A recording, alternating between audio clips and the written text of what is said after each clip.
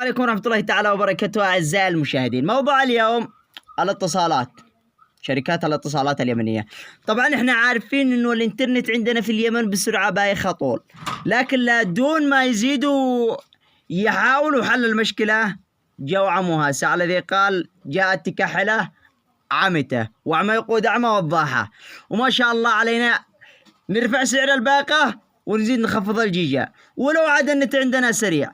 المشكلة انه عثمان الذي يعرف عثمان المسلسل المؤسس عثمان ما مشى عثمان في الحلقة الأخيرة اللي عندنا باليمن بذمة ضعف الانترنت. كان يحاول انه يحارب ويسحب السيف وعلق الانترنت لا ما قتله.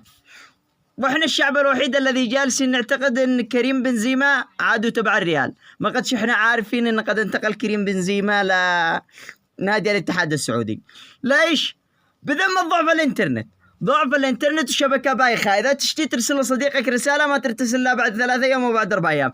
تخيلوا واحد صاحبي بالسعودية أرسلت له قبل شهر، وعبد الله لبصرك الفيديو رد علي، عملت له رسالة قبل شهر ولا حد الحين ما ردش علي لأنه ما قد شيء ايش ارتسلت من عندي اصلا. كيف بيرد علي وما قد ارتسلت؟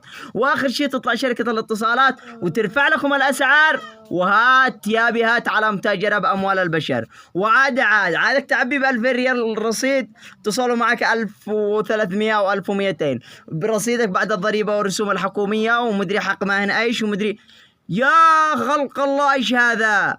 يا يمن موبايل اتقوا الله بالشعب اليمني. خلاص بنقاطع صح انه ما بنقدرش نتصل. والله لو نرجع للحمام الزاجل، لو نرجع نشتري حمام زاجل من باب اليمن من 150 ونكون نتراسل حمام زاجل، وبعدين بنفتح لنا قروب الحمام الزاجل، شعب الحمام الزاجل، اسبوع الحمام الزاجل. والله لا نقلب ابوها ثورة الحمام الزاجل. شركة الاتصالات على انفسكم ونزلوا اسعار الباقة على الاقل. اذا ما استطعتم شيء تعالجوا مشكلة سرعة الانترنت والشبكة الذي كل يوم تتقطع. تجلس تتصل لصاحبك اظن 10 ساعات اتصال واحد ما تكملوا الا بعد 10 ساعات.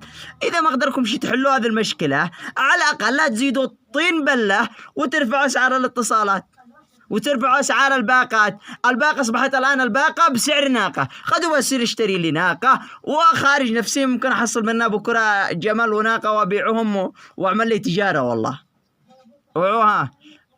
الجميع الذي شاهد الفيديو وصلك إلى الأخير، شكرا لأنك وصلك إلى هنا. لا تنسى دعمنا بلايك وضغط زر الاشتراك وتفعيل الجرس ليصلك كل جديد. هذا فضلنا لسمرا، والسلام عليكم ورحمة الله وبركاته. لا نلقاكم في فيديو قادم ومسخرة جديدة من مسخرة الاتصالات البايخة.